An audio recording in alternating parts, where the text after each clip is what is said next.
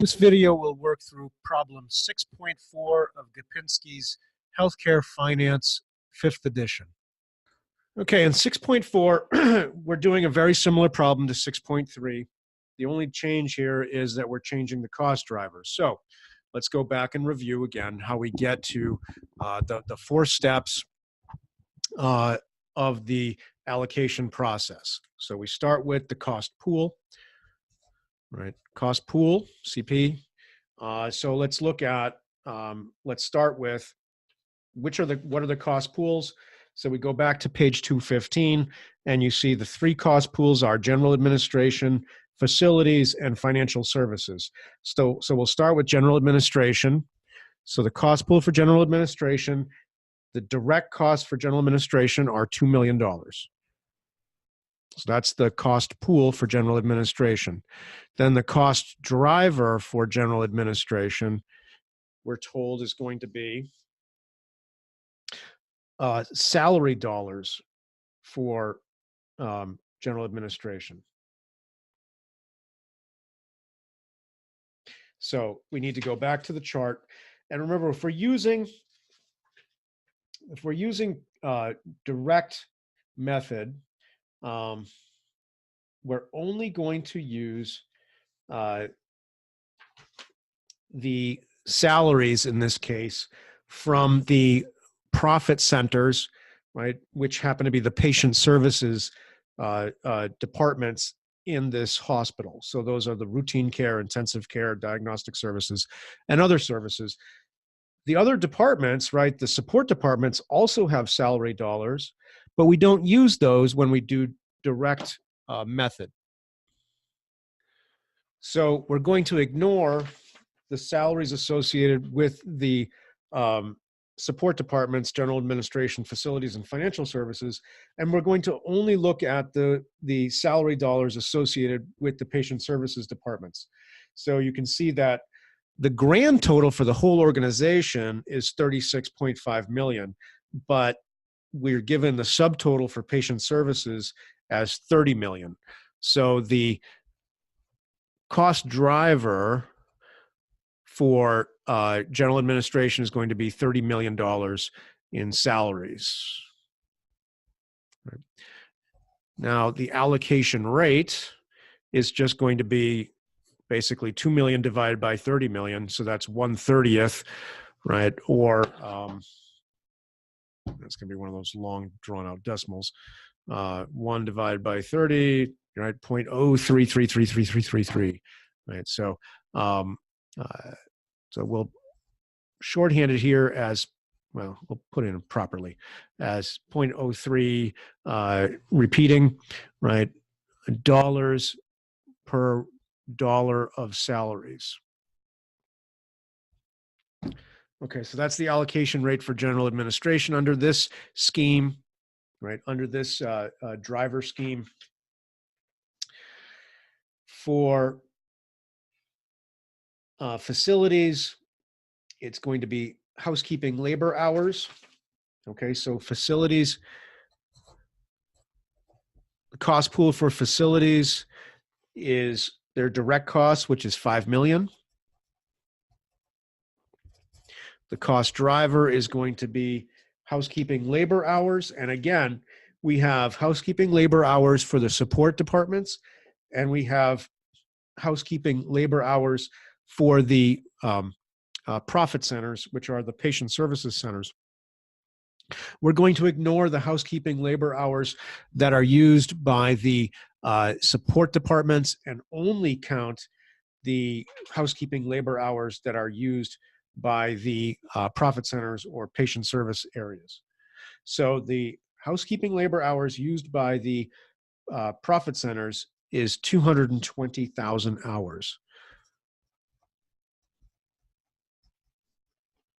So the allocation rate is going to be $5 million divided by 220,000.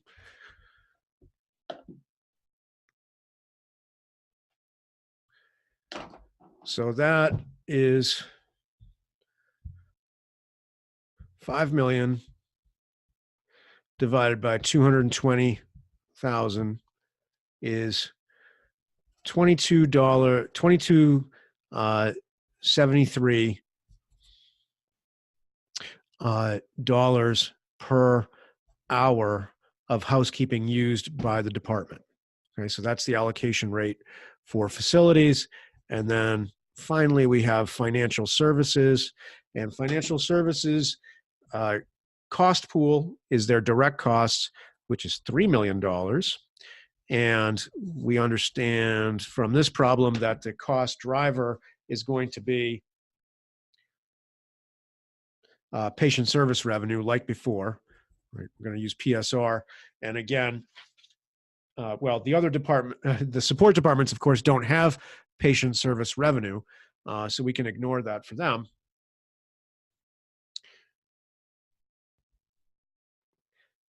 But the total amount of patient service revenue for the organization is 50 million.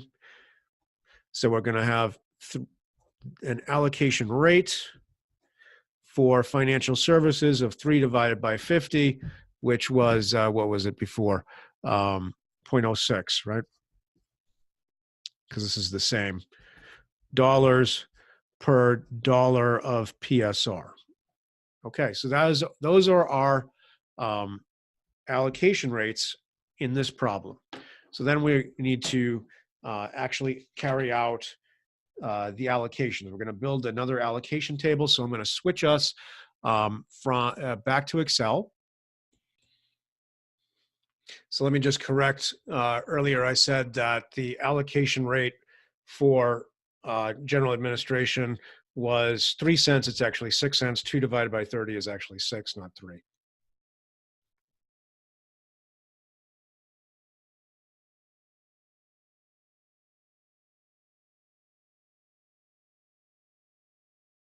Work. And so I'm going to just put in my totals here before I even start so that I can double check all my work as I go. Whoop, whoop, whoop.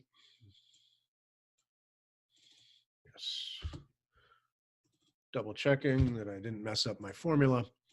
And these should all be dollar amounts.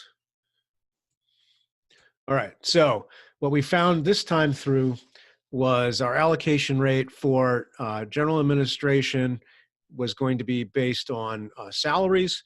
So I'm going to go ahead and put it in because it's a repeating number. So it's going to be 2 divided by 30.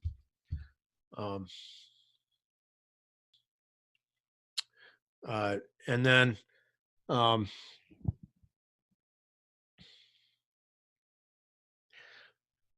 financial services. Financial services was going to be 5 million divided by 220. 5. 2273, and then 3 divided by 50 for our facilities. I got this wrong. I do. I have them backwards. That's easy to fix, though. There we go. All right, so let's put these all in. Well, we can do them in dollars. All right, so we have 7 cents in general administration cost for every dollar of salaries. We have 6 cents in financial services for every dollar of patient service revenue, and we have 22.73 for every hour of housekeeping. Sorry, I reversed the order from before. All right, so now we need to know for general administration how many dollars in salaries by department. So our dollars and salaries for each, we're going to go back to, so we're looking at routine care is going to equal 7 cents times 12 million, right? For intensive care, it's going to be 7 cents times 5 million. For diagnostic, it's going to be 7 cents times 6 million. And for other services, it's going to be 7 cents times 7 million. And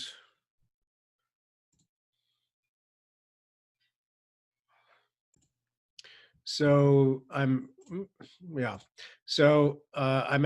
1,280,000. So I know that's not right because general administration is 200,000, 2 million.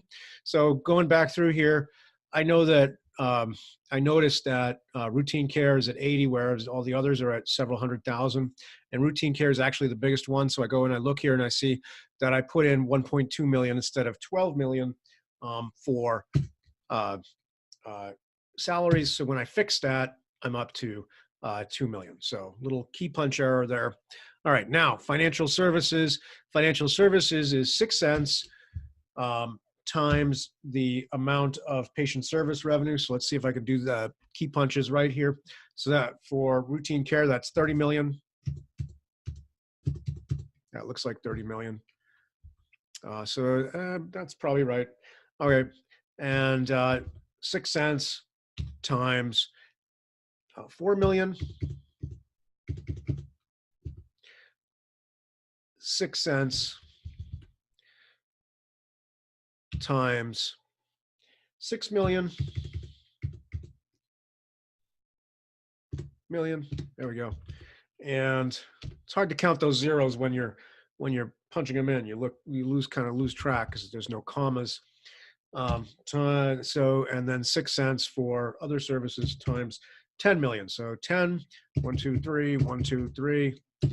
And boom, we got 3 million. So checking our work here, this is the benefit. So I, let's pretend that I made that mistake here earlier on purpose. It's actually a good lesson because if your allocations don't add up, if your allocations of your cost pool don't add up to the cost pool, you know you've done something wrong, and so you have to go back through and look and see where your error was. And luckily for me, the error was pretty glaring. So, all right, and last one, facilities. Facilities is based on housekeeping hours, and again, we're only looking at the hours for the profit centers. So we're going to have 2273, and routine care uses 150,000 housekeeping hours. So they're getting 3.4 million of the facilities total of 5 million. So we're looking for that total line to add up to 5 million. Then we got 2273 times intensive cares, 30,000 hours. Whoop, need that multiplying. And then we need diagnostic services uses 15,000 hours. So 2273 times 15,000. And then finally, 2273 times 25,000 hours for other services, and 5 million. Yay, we did it right. Maybe with a bump or two along the way. So I've gone ahead to do problem 6, part C. It asks us to compare the dollar allocations with those obtained in 6.3 and to explain the differences. So looking at 6.4 versus 6.3. So with 6.4, let's look at general administration first. So at 6.4, we were allocating based on salaries for general administration. So salaries, what do salaries proxy for? Well, it depends on what you've got in your general administration. So these are all really judgment calls, right?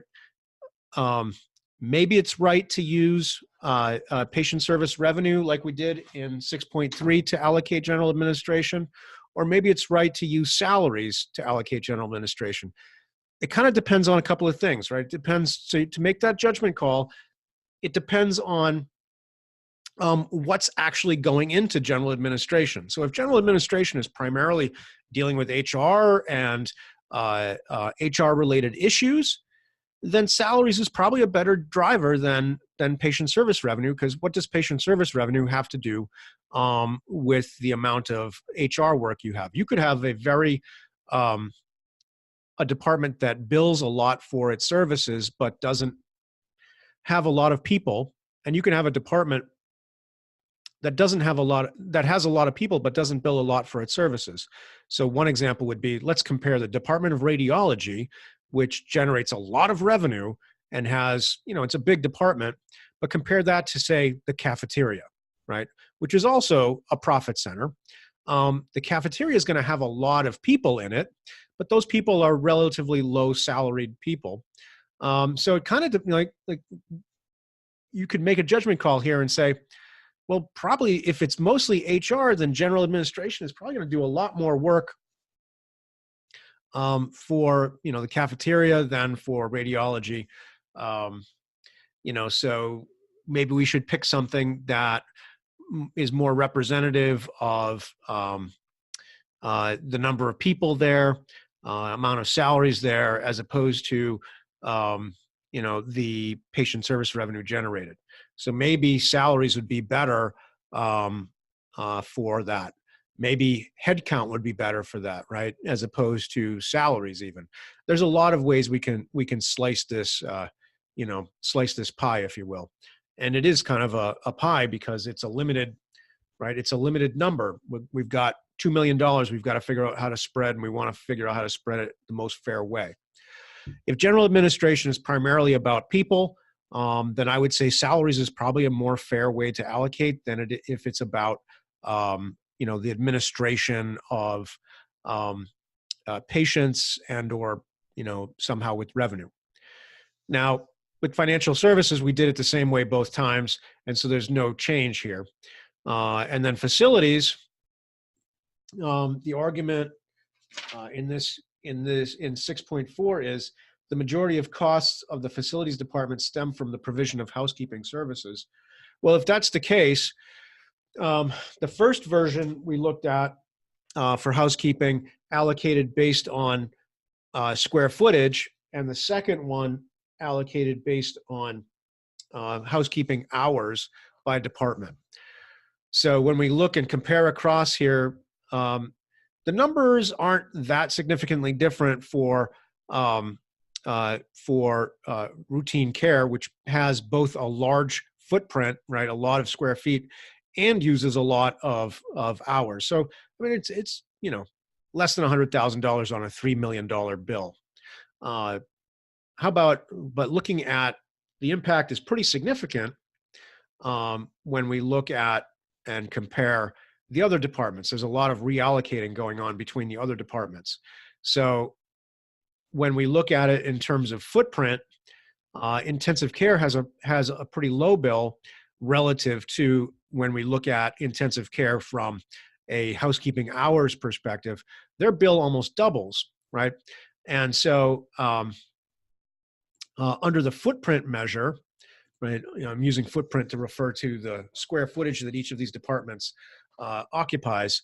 It looks like intensive care is relatively, we know, I guess, intensive care is in fact a relatively small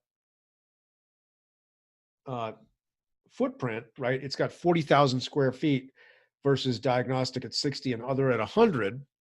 So when we look at it from a square footage perspective, the intensive care doesn't get a lot of charge.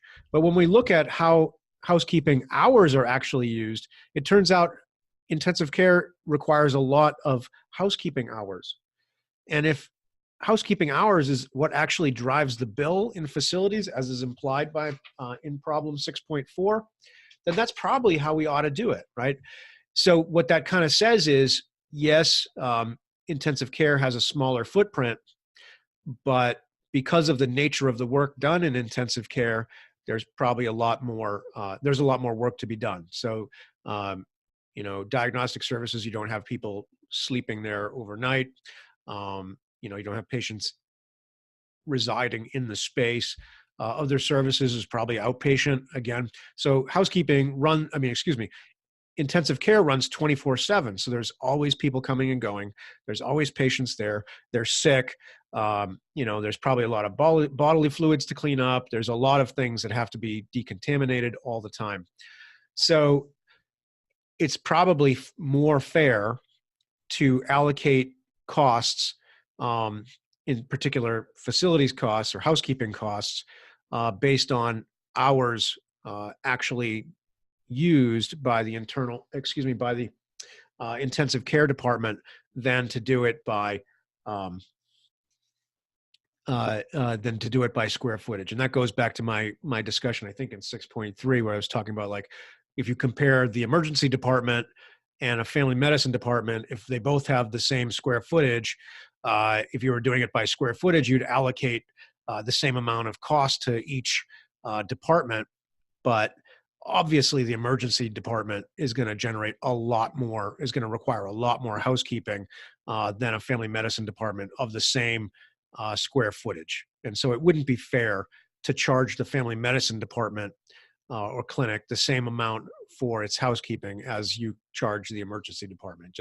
And so, you'd be subsidizing the P&L of the emergency department manager by taxing the family medicine department manager. All right, and D, which of the two driver schemes is better? So, I mean, I think probably the scheme in 6.4 is overall better for the reasons I talked about. General administration, if it's primarily about people, then salaries are a better way to do it. Financial services is the same in both.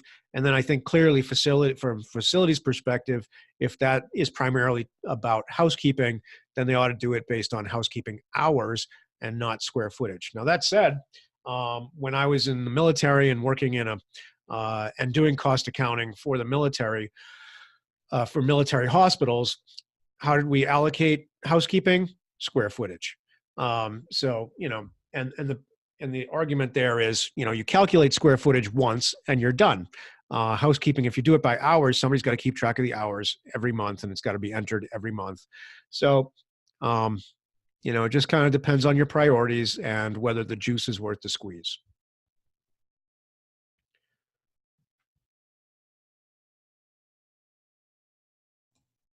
Okay, let me just correct. The allocation rate for general administration is actually 2 million divided by 30. That's actually 6 cents per dollar of salaries, not 3 cents per dollar of salaries.